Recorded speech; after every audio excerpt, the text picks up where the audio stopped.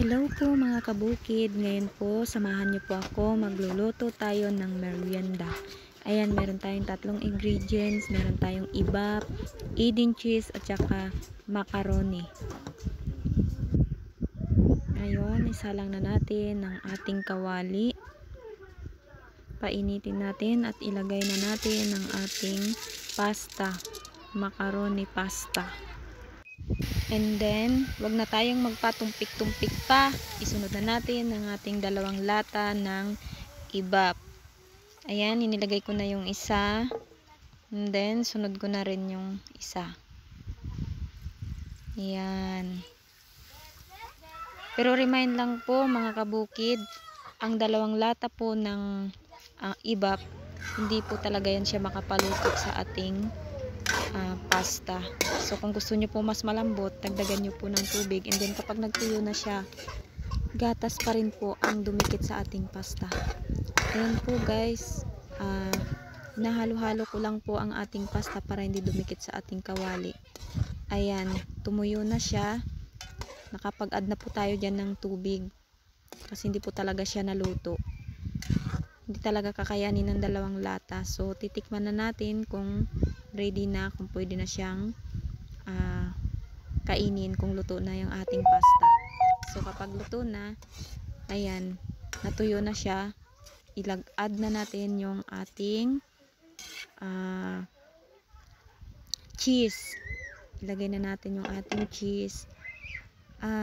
Pwede rin po kayong mag-add ng cheese powder. Dito po sa aking ginawa, hindi ko po siya nilagyan ng cheese powder kasi wala po kaming nabili. Wala akong nabili dito, malayo kasi yung mga tindahan dito sa amin kaya ayan lang, kung ano lang yung meron ako dyan sa aking stock, yan lang po yung niluto ko.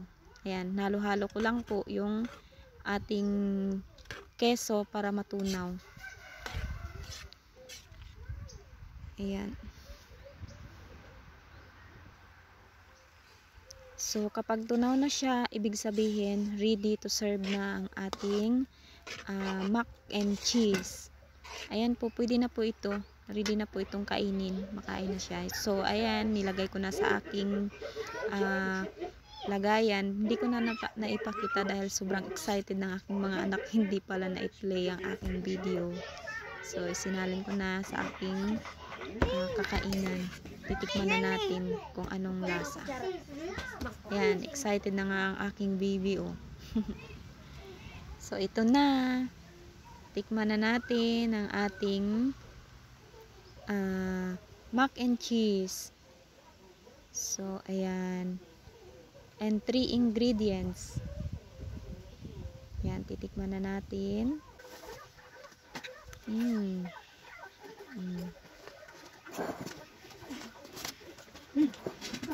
Sarap pala. Tatlong ingredients lang to.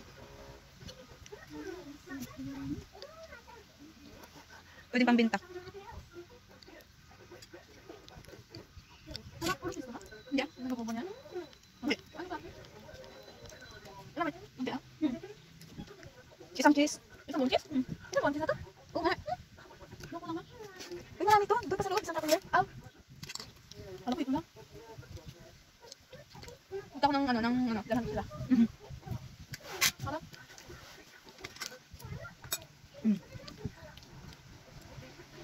Masarap na dahil yung lutuin.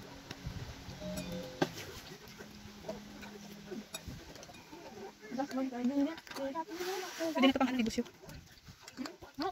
May ako ba ito? Wala. Sarap. Ang